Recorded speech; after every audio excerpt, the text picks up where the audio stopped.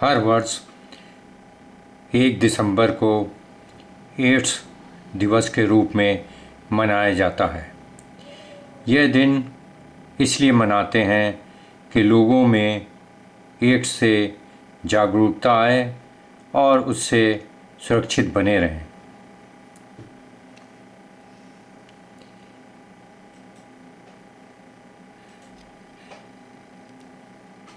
Ads एक जानलेवा बीमारी है जो ह्यूमन इम्यूनोडिफिशेंसी वायरस HIV के संक्रमण के बाद होती है। HIV संक्रमण के बाद मनुष्य के शरीर की प्रतिरोधक क्षमता माने इम्यूनिटी कम होने लगती है। एड्स का पूर्ण रूप से उपचार अभी तक संभव नहीं हो सका है। HIV संक्रमित व्यक्ति में एड्स की पहचान उसके संभावित लक्षणों के दिखने के बाद ही हो पाती है। HIV एक प्रकार का वायरस होता है जो आपके इम्यून सिस्टम मतलब रोग संक्रमण रोकने की क्षमता को कमज़ोर कर देता है। यह वायरस आगे चलकर एड्स का कारण बनता है। एड्स एक ऐसी लाइलाज बीमारी है जिससे बचने का एकमात्र उपाय एड्स के प्रति जागरूकता है। HIV के लक्षण, कारण और बचाव के तरीकों के बारे में पता होना जरूरी है। इसके प्रति लोगों को जागरूक करने के लिए ही हर साल 1 दिसंबर को वर्ल्ड एड्स डे मनाया जाता है।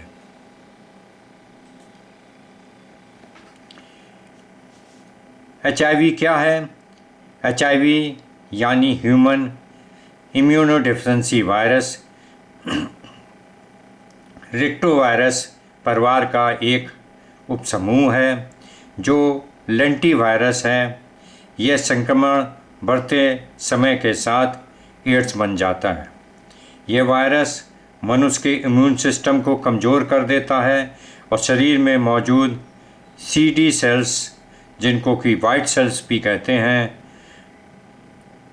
के काम को नष्ट करने के काम में इस्तेमाल होता है, जिसे T सेल्स भी कहा जाता है। T cells immune defence mechanism का एक हिस्सा है।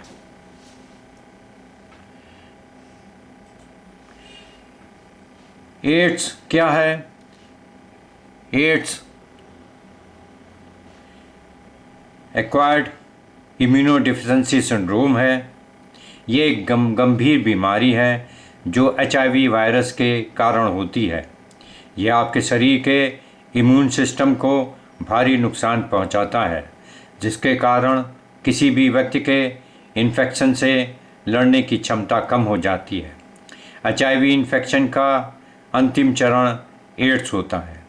HIV पॉजिटिव होने का मतलब हमेशा यह नहीं होता कि आपको एड्स है, लेकिन एड्स होने का मतलब ज़रूर होता है कि आप HIV पॉजिटिव हैं, क्योंकि एड्स HIV का आखिरी चरण पॉजिटिव है, वो बाद में होता है।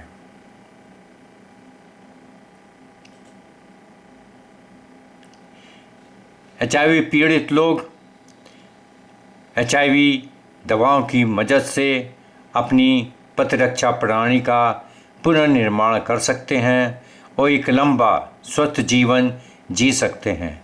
अगर एड्स होने के बाद भी आपकी CD4 की संख्या 200 से ऊपर हो जाती है तो आप स्वस्थ बने रह सकते हैं।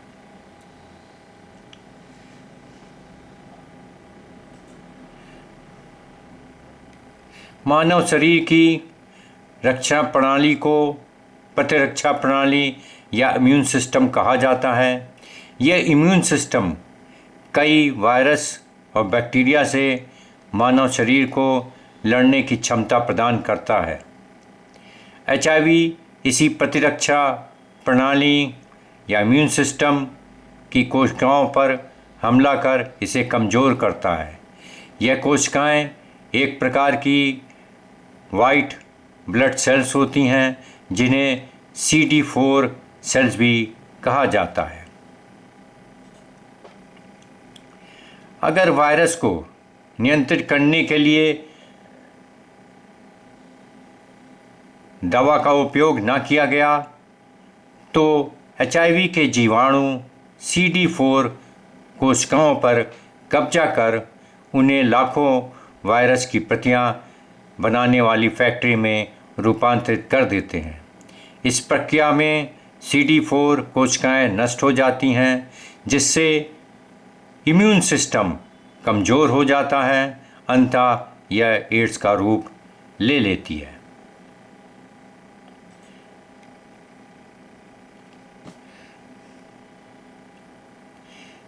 HIV को चिन्हित कर उनका विनाश करने के लिए एंटीबॉडीज़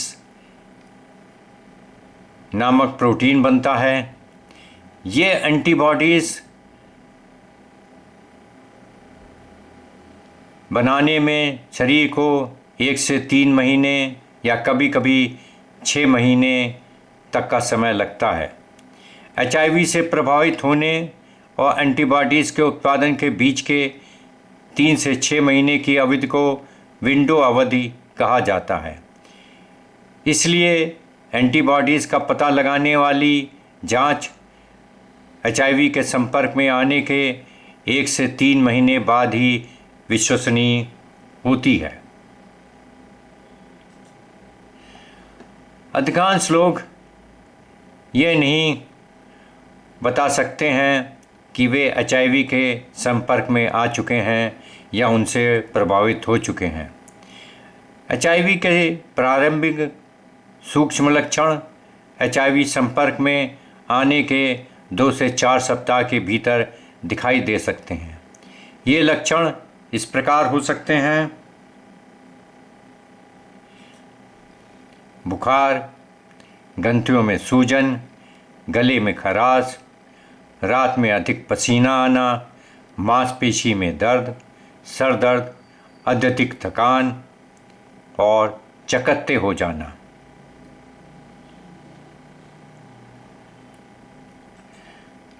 कुछ लोग इन लक्षणों पर ध्यान नहीं देते क्योंकि ये दिखने में साधारण लगते हैं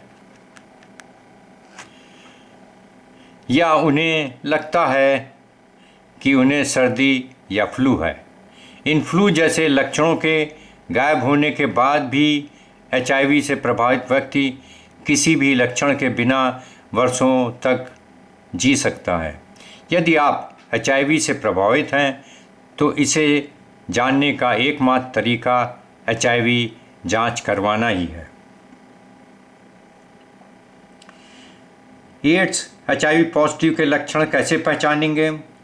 ज़्यादातर HIV एड्स में कम समय में फ्लू जैसे लक्षणों का अनुभव होता है, जो संक्रमण होने के 2 से 6 सप्ताह में दिखते हैं। इसके बाद यह भी हो सकता है कि कई सालों तक कोई लक्षण न दिखे। ये पाया जाता है कि HIV इन्फेक्टेड 80% लोगों में फ्लू जैसे लक्षण दिखते हैं।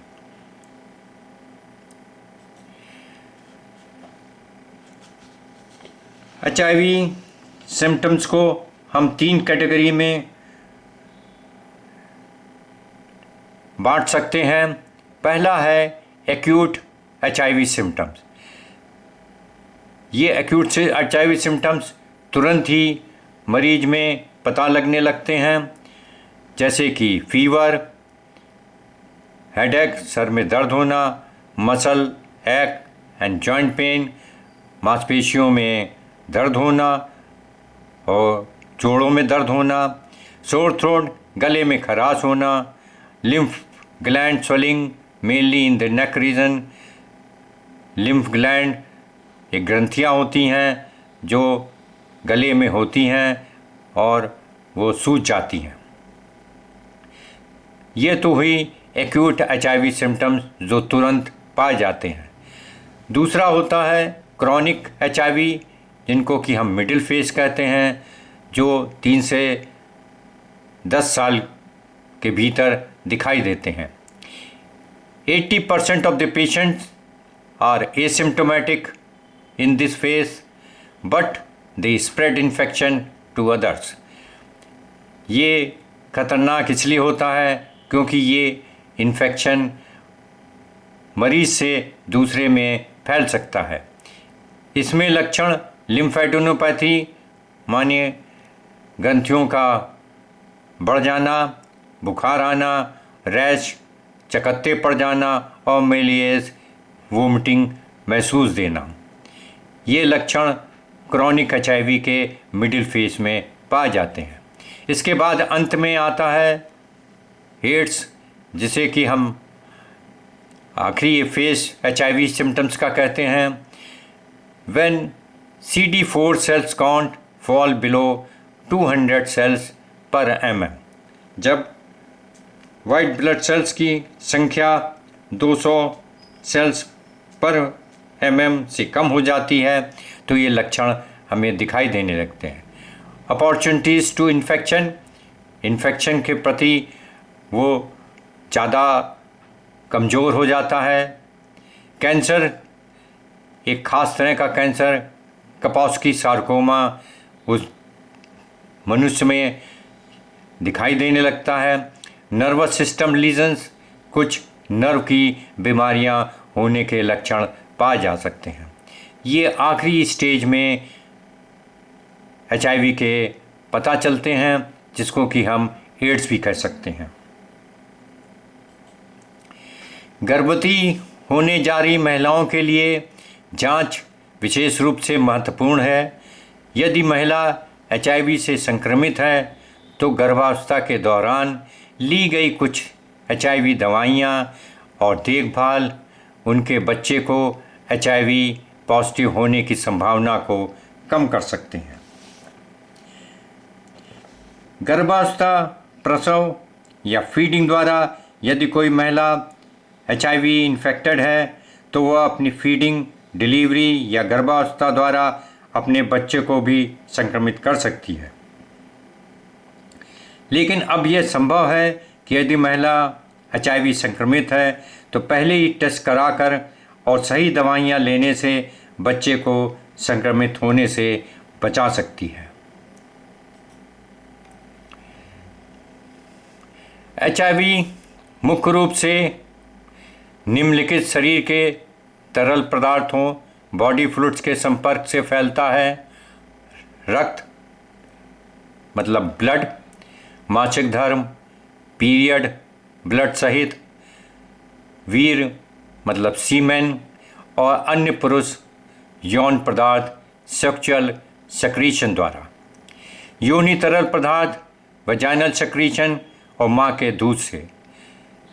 इनसे फ्लूइड जो निकलते हैं उसके थ्रू HIV इन्फेक्शन फैल सकता है। शरीर के तरल पदार्थों के संपर्क में आने से HIV नहीं फैलता। ये हैं पसीना, आंसू, लार, थूक, मल और मूत्र। इनके द्वारा HIV नहीं फैलता है। तो हमारे बीच जो धारणा है कि ये चीज़ों से HIV फैल सकता है, ये गलत है। इन चीज़ों से HIV नहीं फैल सकता। HIV के लिए ना तो कोई टीका है और ना ही कोई इलाज है। HIV को रोकने के लिए सबसे अच्छा तरीका है कि आप हर बार रोकथाम के तरीकों को अपनाएं, जिसमें सुरक्षित यौन संबंध शामिल है, कम या बिना जोखिम वाली गतिविधियों को चुनना, कंडोम का उपयोग करना। यदि आप HIV से प्रभावित हैं तो HIV दवाइयों को लें, या यदि आप HIV नेगेटिव हैं तो जीवाणु रहित स्टरलाइज सुई का उपयोग करें जब आप दवाइयाँ या हार्मोन या टैटू बनवाने के लिए इस्तेमाल करते हैं।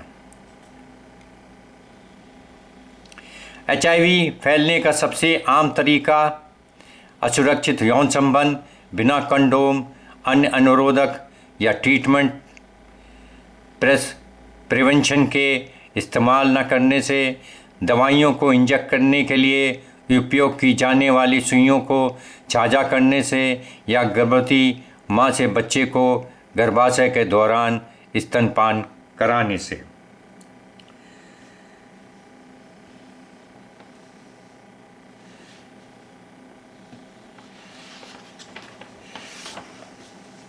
HIV टेस्ट कब कराना चाहिए?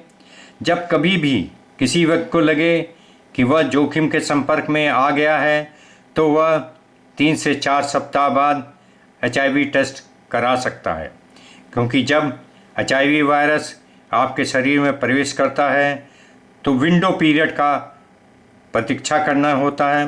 विंडो पीरियड वो समय होता है जब वायरस इन्फेक्शन सतह पर आ जाते हैं। इससे पहले टेस्ट कराने से सही रिजल्ट नहीं मिलते हैं।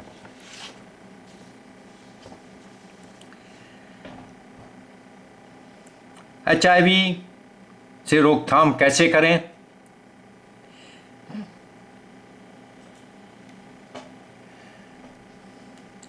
कुछ दिशा निर्देशों का पालन कर आप HIV इन्फेक्शन को फैलने से रोक सकते हैं। किसी दूसरे की इस्तेमाल की हुई सिरिंज या इंजेक्शन का इस्तेमाल ना करें। अपनी इंजेक्शन की नीडल को तोड़कर या नीडल डिस्ट्रॉयर मशीन में तोड़कर फेंक दें। हर इंजेक्शन के लिए नई डिस्पोजल सिरिंज इस्तेमाल करें।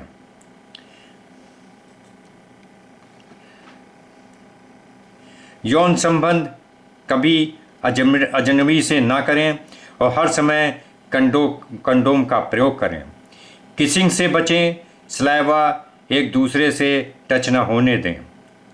बार्बर के यहाँ नए ब्लेड का इस्तेमाल करने को कहें। यदि कोई प्रेग्नेंट महिला संक्रमित है तो बच्चे को संक्रमण से बचाने के लिए उसकी दवाइयाँ या इलाज कराना चाहिए। दूसरे प्रिकॉशन हैं, हर इन्फेक्शन के लिए डॉक्टर से नई डिस्पोजेबल सिरिंज इस्तेमाल करने के लिए कहें। किसी भी मरीज के ब्लड ट्रांसफ्यूज़न के लिए ब्लड किसी रजिस्टर्ड ब्लड बैंक से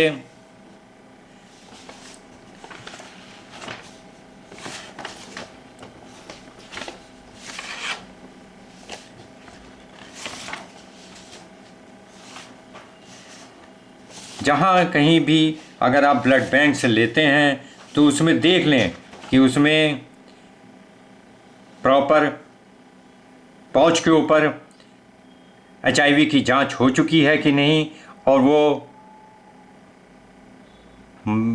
मरीज जिससे कि आपने ब्लड लिया है उसका नेगेटिव है कि नहीं। कोई भी ऑपरेशन कराने से पहले वायरल मार्कर टेस्ट जरूर करवाएं। यह 3 वायरस की जांच करता है, HIV, हेपेटाइटिस B और C। जो डॉक्टर ब्लड या सलाइवा में रहकर इलाज करते हैं उनको ग्लव्स और सर्जिकल गाउन पहनने के लिए कहें, जैसे ENT सर्जन, गायनाकोलॉजिस्ट, डेंटिस्ट आदि। कोई भी हॉस्पिटल जिसमें प्रॉपर स्टरलाइजेशन होता है वहीं इलाज कराना चाहिए। साफ सफाई का विशेष ध्यान देना चाहिए। अगर NABH सर्टिफाइड हो तो अच्छा होगा। अब तो बोन मैरो या स्टेम सेल ट्रांसप्लांट भी करके एड्स का इलाज संभव हो चुका है, जिससे कि मरीज चंगा हो सकता है। ये फ्रांस के एक इंस्टीट्यूट ने दावा किया है। पहले उचित निदान और उपचार की कमी के कारण एड्स को एक जानलेवा बीमारी माना जाता था। स्वास्थ्य सेवा में प्रगति और ARTS दवा की शुरुआत के साथ देखभाल, सहायता और जीवन प्रत्याशा बेहतर हो रही है। आज संक्रमित व्यक्ति की भी गैर संक्रमित लोगों की तरह सामान्य जीवन जी सकता है। इसीलिए हम कह सकते हैं एड्स के लिए prevention is better than cure. अगर आप अपने को सुरक्षित रखते हैं तो यही एड्स का इलाज है।